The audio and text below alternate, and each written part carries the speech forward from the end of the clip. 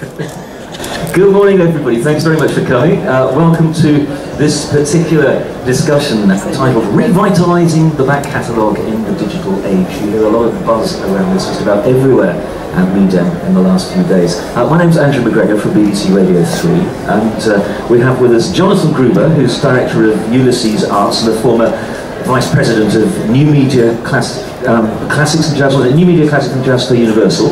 Yeah. And Jerald Miller, who's the founder of New Jazz Entertainment and New Jazz Records, a leading digital jazz label. And Jerald, you worked for EMI, BMG, various other labels before founding your own group as well, and you're a record producer in your own right. Would you like to both introduce yourselves beyond that and tell us what you're doing at the moment and what aspect of the reissues market concerns you? My name is Jerald Miller. I'd like to thank you all for coming to participate today at the Midem, to asking us to speak here, and of course Andrew for moderating.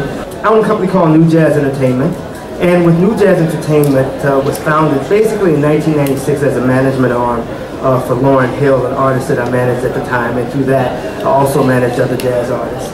In 2006 I migrated into a record label where we record new artists as well as revitalize the catalog content from older artists. I also launched recently a management company about 2 years ago, where if you're familiar with the Marcellus family, I manage a few of the Marcelluses, half the Jazz and Lincolns in the band.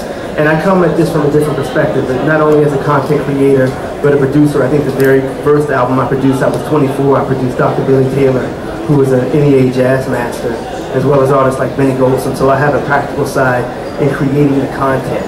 And specifically what we do is we go in and we determine what's available. We will determine what they have at present, what might be available out there in the hemisphere somewhere, and we gather that content and create that content. Recently, in 2011, I partnership with Apple to do the first jazz label in the iTunes format with Ellis Marcellus and Open Letter to the Thelonious Monk.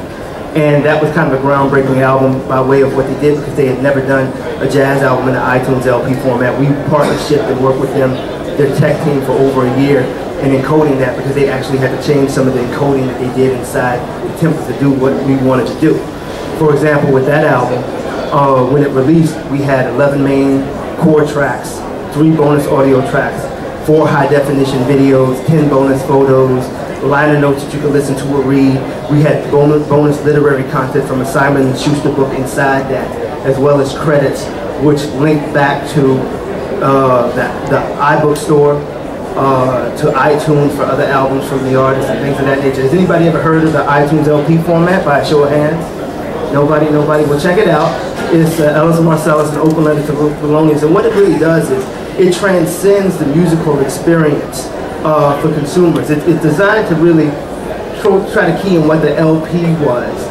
But with that particular asset, you have the capability to present audio, video, photos, and all sorts of other type of digital content that's unavailable in the typical download release.